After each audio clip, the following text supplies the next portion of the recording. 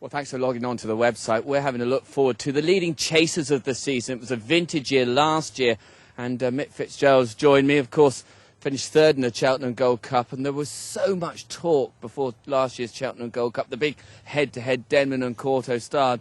Whether we'll ever have that again, I'm not so sure. No, I think it was, but it was great for racing to see, you know, buses going around with pictures of two racehorses, and you know that's what racing needs, and it's what everybody wants to see. And it was, you know, the race didn't disappoint. Denman, he basically blew everyone away. I couldn't believe it when I was riding the other Nichols horse. I couldn't believe it. I went a decent gallop, and Denman just basically overtook me like I was stood still, and I had to basically say, look, okay, off you go, because I can't go that pace and carry on for 3¼ miles, and he did. I mean, you're not a vet, so I'm not going to ask you about the horse's, you know, heart problem, but just looking at his performances last year, could you quite believe when I know he was brilliant in the Hennessy, but he still had a lot to go, didn't he, to sort of take on the likes of Courto Star? Yeah, but it was the manner in which he was doing everything. He was just with such authority that when a horse does that, you've got to sit up and take notice. And could he be better this year, Mick? I think there's a chance he could be, but obviously now we've got a big thing about his heart scare, and you know, Paul Nicholls knows the horse better than anybody. He knew there was something wrong with him when he came back in this year, when he started to lose so much weight. They've sorted the problem out. I think when you see the horse the first time on a racecourse, it'll tell you. If he's not the authoritative figure that he was last year, I think he's a horse that you're going to have to think twice about backing.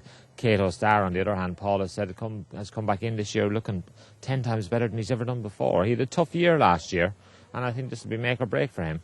I have a theory. I was a Denman fan going into the Cheltenham Gold Cup, but I have a theory. I don't think Courto Star ran his race at Cheltenham for me. I don't think he didn't jump, but that's because he wasn't travelling, and you'd have thought the one thing he would do, he's got plenty of boot, that he would travel. Yeah, I've been lucky, and I've actually ridden him, and I won the Tingle Creek on him, and the Tingle Creek is over 2 miles at Sandown, and they weren't going fast enough for me when I rode him in the Tingle Creek, and you just cannot believe that he was struggling to travel like he was struggling last year. When he ran the first time at Aintree, he was a shadow of that horse. He was then much better in his subsequent races, and even when he won at Ascot, he looked superb.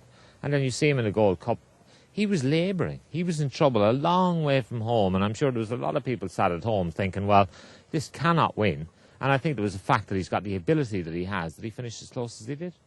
It's an interesting conundrum. Looking at, just back to Denman again, is he as good as you've ever seen? He certainly would have to be amongst them. Just the authority with which he does everything. Like when he went, I couldn't believe he went by me like he did in the Gold Cup and basically just sailed on. He was getting very tired close home, but he was entitled to be, because the fractions that he was posting going round there were very strong. You know, when we saw him win in Ireland, Denman, he was just absolutely awesome. And I think Ruby probably held his hands out. He probably didn't go fast enough on him that day. Used to, you know, riding for a bit of speed, and he's got speed as well. Yeah, like Ruby, you know, he knows Leopardstown is better than anybody, and he did what was required that day. And, you know, the horse had a relatively easy time of it. If he'd have gone a lot quicker, he would have won with a lot more authority. But I think the fact that he was able to pick up, jumping the way he did, and win like he did, is just shows you how good he is. Well, Neptune Collonges, we saw him, of course, the horse that you finished third on. We saw him winning at Punchestown. He's plainly a very good horse, but he's still got quite a bridge. Although he wasn't beaten that far at Cheltenham, he's still got quite a bridge to catch up with the other two. Well, you know, you think if he's ever going to do it, this could be his chance. He was beaten 7 lengths last year by Denman and Courto Star. He was a short head behind Courto Star, nearly caught him. And I think had I not got a little bit close to the second last, I think I would have got him. And he's a very good horse. There's question marks about Denman now with his heart scare. You know, Courto Star, everybody's going to say, is he going to be a French horse that deteriorates with age? Is he going to be as good as ever? Paul Nicholls thinks Courto is back to his best. If he is, well, then he's going to be hard to beat. But Neptune Collonges is the improver. If it came up very soft, that would be a massive plus for him, wouldn't it? I don't think it would matter, to be honest. He's a French horse, but he doesn't ride typically French in that he has to have soft ground. When he won at Punchestown, the ground was quite quick. So, you know, he's very versatile as far as ground goes. Very clean jumper.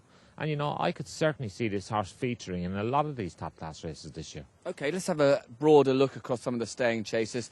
Alberta's Run never stopped improving all last year. Of course, we know he went on to win the Sun Alliance. He's plainly a good horse, but he falls into that category.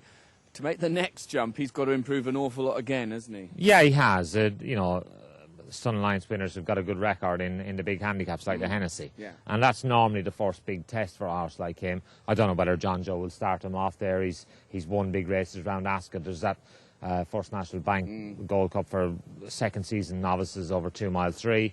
Then you've got races like the old Betterware, which was over 3 miles at Ascot. Maybe they'll step him up that way. But he's a horse. He showed he stays when he won well in the Sun Alliance. And, probably the best of the 3 mile novices last year. I don't think they were as strong a bunch, though.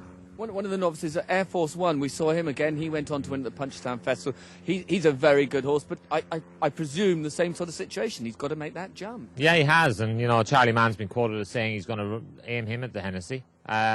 He's a very good horse, I think, in a relatively weak race. He looks very good then. Yeah. But when he ran against the big boys, he just looked like he was struggling to make the jump up. I hope he's a better horse than that for Charlie's sake. And, he did look good when he won at Punchestown, but I think it's a fair way to go to catch the likes of them and Coda Star and Neptune Calange. We'll be talking about him a little bit later on, but Tidal Bay, of course, winner of the Arkle. Will he go champion chase route? He looks to me as if he's also going to be better over further, give him a bit more time with his jumping. Yeah, it'll be interesting. Last year there was a lot of talk about whether he was going to run in the Ryanair or whether he was going to run in the Arkle. A type of horse like him, the Ryanair just looks the tailor-made race for him. 2 mile 5, it just looks like it's a good trip for him. Then again, if Masterminded disappoints this year when he comes out, they might think, hold on a second, the 2 mile division looks weaker. Why don't we go for that? Although the Ryanair chase is obviously built on its sort of fairly lowly beginnings, if you've got a good horse, you want to go either, don't you? You either want to go for the champion chase or the Gold Cup, really. Yeah, you do, but I think, now they've upped it to Grade 1 status. It's probably not as... In between, I know it was. It's sort of, wasn't it before? People always, it's like everything, they say, oh, well, it's a bit like in football, winning the FA Cup. You win the Carling Cup, it's not the same as winning the FA Cup, is it? But it's almost as good if you haven't won anything for a while. OK, so just analysing the Gold Cup, obviously we don't know yet how Denman's going to come back, and let's pray that he does. He's the best horse in the race if he comes back like he was last year. Yeah, I think there's no doubting that. He showed that when he won the Gold Cup. And I think Coda Star, if he's back in the form that Paul Nicholls thinks he is, well, then he's going to be hard to peg off. And then if Neptune Calange is improved, I think Paul Nicholls is going to be very hard to knock off that peg.